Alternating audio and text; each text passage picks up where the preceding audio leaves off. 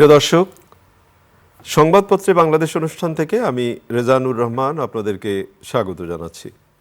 বিভিন্ন জাতীয় দৈনিকে প্রকাশিত খবরের বিশ্লেষণ নিয়ে আমাদের আজকের এই অনুষ্ঠানে অতিথি হিসাবে উপস্থিত আছেন বিশিষ্ট সমালোচক সাংবাদিক হাসান মামুন। একটা কবিতার লাইন খুব মনে পড়ছে আজকে আপনার এই অনুষ্ঠান শুরুর আগে যদি বলি, আসমানিরে দেখতে যদি তোমরা সবে চাও, রহিমউদ্দির ছোট্ট বাড়ি রসুলপুরে যাও। বাড়ি তো নয় পাখির বাসা, ভেন্না পাতার ছানি, একটুখানি বৃষ্টি হলে গড়িয়ে পড়ে পানি। তো আজকে আমার সামনে দৈনিক প্রথম আলো সহ অনেক পত্রিকা, পরীক্ষার্থীরা পরীক্ষা দিচ্ছে, কারো পা ভেজা, কেউ বেঞ্চের উপর পা দিয়ে আছে, এবং শিক্ষিকা দেখছি পায়ের উপর মানে পানি তুলে চেয়ারের উপরে পা তুলে বসে আছেন।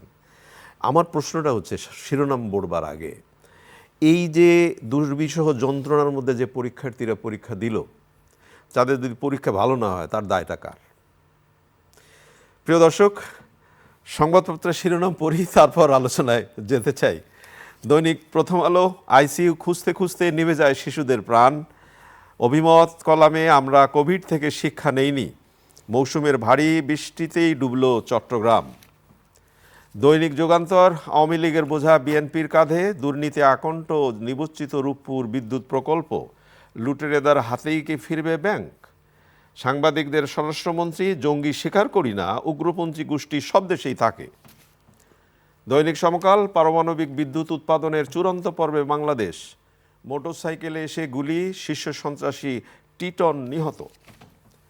কালের কণ্ঠের শিরোনাম, রিজওয়ানার থাবা গণস্বাস্থ্য কেন্দ্রে, রূপপুরে চুল্লিতে জ্বালানি লোডশেডিং শুরু, পারমাণবিক বিদ্যুতের পথে বাংলাদেশ।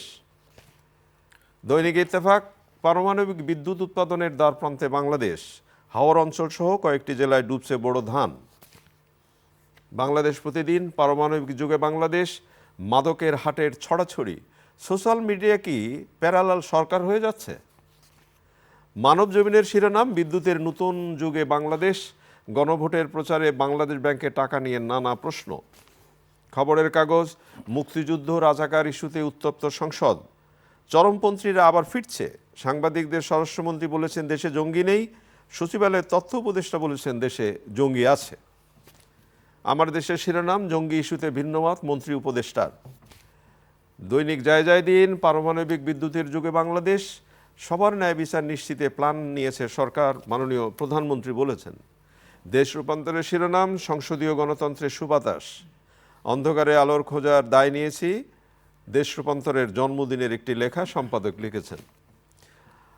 আজকের পত্রিকার শিরোনাম, তৃতীয় টার্মিনাল চালুর সময় আরও পেছালো। কালবেলার শিরোনাম, বড় অঘটনের আগেই গোয়েন্দা তৎপরতায় শনাক্ত উগ্রপন্থীরা।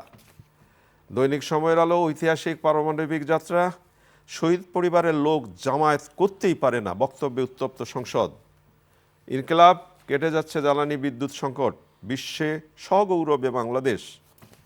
আলোকিত বাংলাদেশ, পারমাণবিক বিদ্যুতের আরও কাছে বাংলাদেশ। রূপালী বাংলাদেশ, রূপপুর দুই রূপ, উচ্ছ্বাস আর শঙ্কা। ভোরের ডাক, পারমাণবিক বিদ্যুতের যুগে বাংলাদেশ।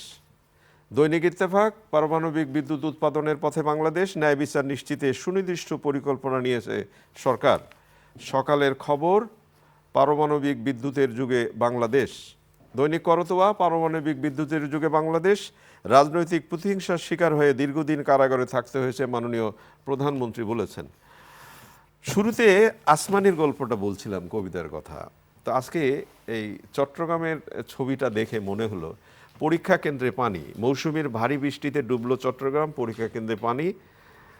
মাননীয় মেয়র বলেছেন চট্টগ্রামের, যে তিনি বলেছেন যে আগামী মাসের 15 তারিখের মধ্যে সব কিছু ফকফকা হয়ে যাবে।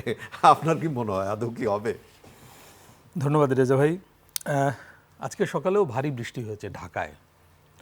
আবহাওয়া বিভাগ বলেছিল যে এরকম বৃষ্টি হবে, এবং আপনি একটা খবর পড়ছিলেন যে হাওড়াঞ্চলে বেশ কয়েকটা জেলায় বোরো ধান তাদের একমাত্র ফসল, তো প্রতি বছরেরই, হ্যাঁ প্রতি বছরের সেই ঘটনাও কিন্তু মানে ভয়াবহ। এবং হাওড়ের এটা যেটা বলা হয়, যেটা যে এই যে বাঁধগুলো নির্মাণ করা হয়, বাঁধগুলো এমনভাবে নির্মাণ করা আগামী বছর জন্য ভাঙে, তাহলে টাকা পয়সা আবার পাওয়া যাবে। এসব নিয়ে অনেক রিপোর্ট হয়েছে এবং আমরা অনেক আলোচনা করেছি। এবং ওই বাঁধ ভাঙার খবর আছে কিন্তু। জি।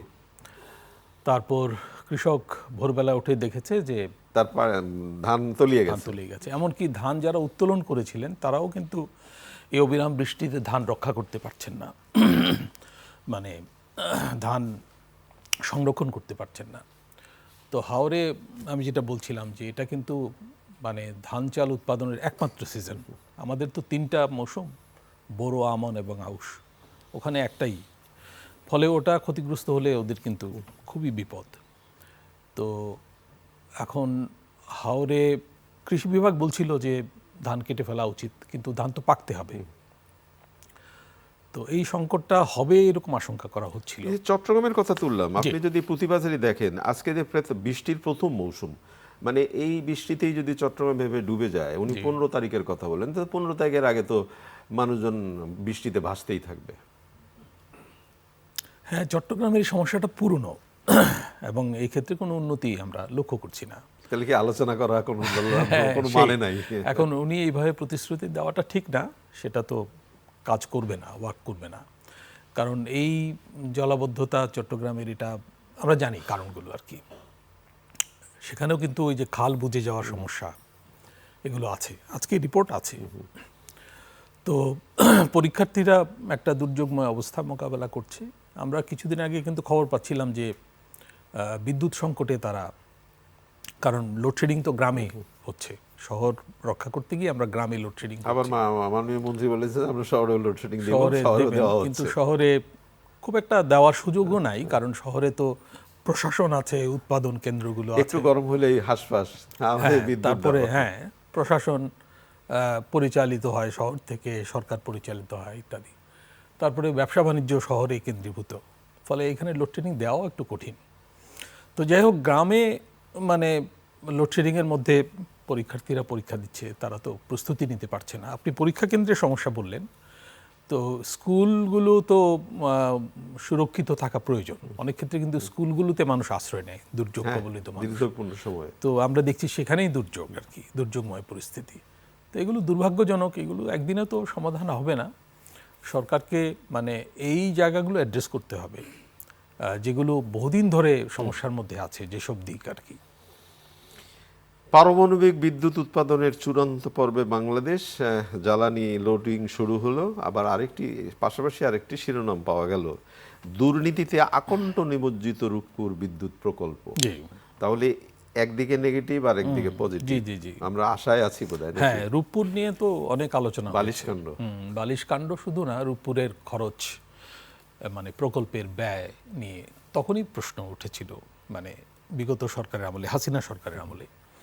পরে নিয়ে দুর্নীতির মামলাও হয়েছে, যে 500 কোটি ডলারের দুর্নীতি, যদিও ওই সংখ্যাটা অনেকে বিশ্বাসযোগ্য মনে করে না, আচ্ছা, কিন্তু মামলা আছে। এবং মানে সরকারের তখন যারা উচ্চ স্তরে ছিলেন, এমনকি হাসিনা পরিবারের টিউলিপ সিদ্দিক, উনিও এই মামলায় অভিযুক্ত।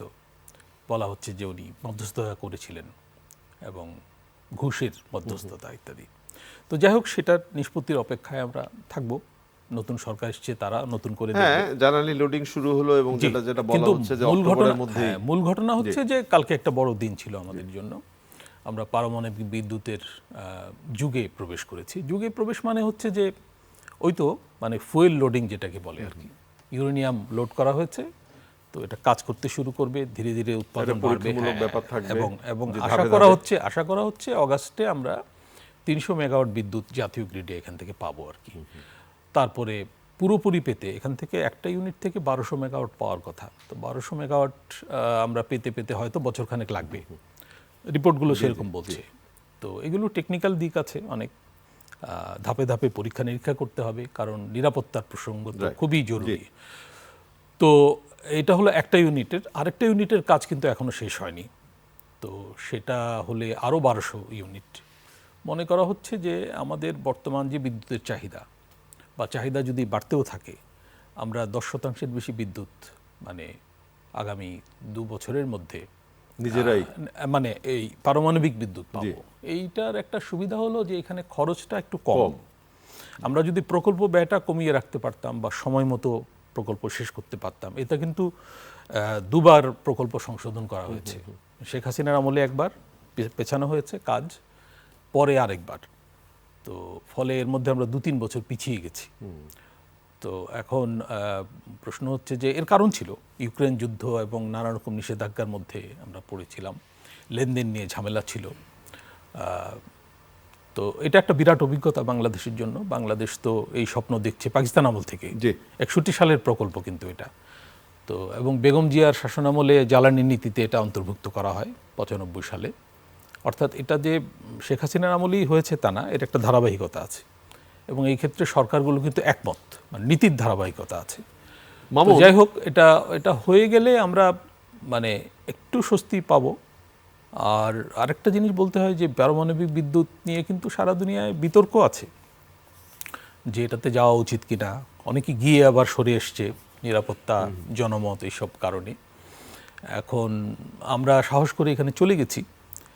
তো চলে যখন গেছি, মানে এটা আমাদের মেনটেন করতে হবে এবং নিরাপত্তা ঝুঁকি সামাল দিয়ে আমাদেরকে এগিয়ে যেতে হবে। জি জি জি।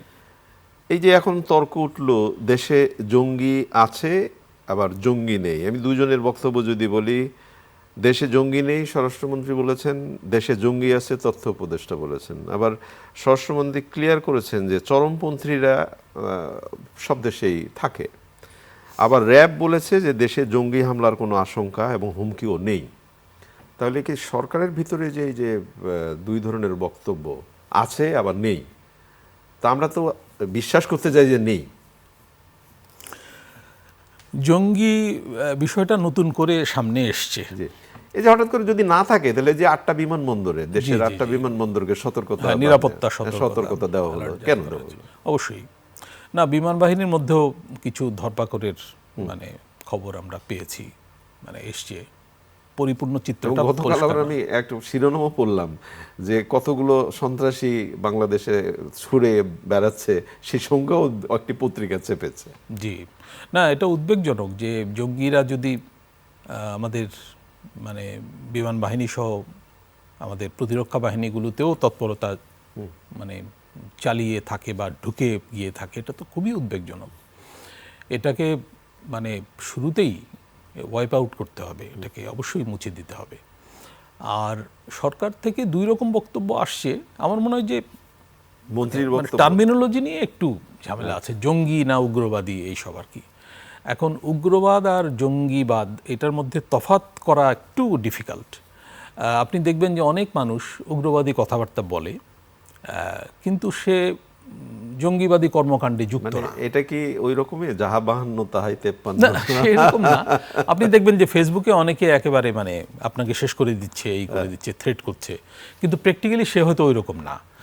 ফলে কিন্তু আবার তার ওই রকম হয়ে যাওয়ার আশঙ্কা আছে, কিন্তু ফলে এইগুলো একটু কেয়ারফুলি হ্যান্ডেল করতে হবে সরকার। আপনি ফেসবুকের কথা তুললেন, বাংলাদেশ প্রতিদিনের একটা শিরোনাম হয়েছে, প্রসঙ্গ আসলো দেখেই বললাম, সোশ্যাল মিডিয়া কি প্যারালাল সরকার হয়ে যাচ্ছে?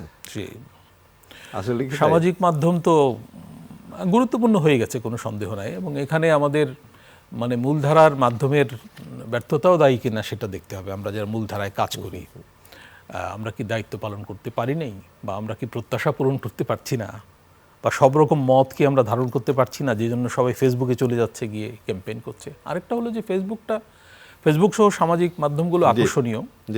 ইউটিউব এখন খুবই আকর্ষণীয়, অনেকে ব্যক্তিগত চ্যানেল খুলে বক্তব্য দিচ্ছে, এটা তার অধিকারও বটে, কিন্তু সব ক্ষেত্রেই তো স্বাধীনতার একটা সীমা মেনটেন করা উচিত। অধিকারের কথা যদি বলি, যে অধিকার আছে বলেই আমি যা খুশি তাই করতে পারি, সেটা একেবারে শেষের দিকে আমরা গতকাল সংসদ উত্তপ্ত হলো জামায়াত এবং মুক্তিযুদ্ধ প্রশ্নে।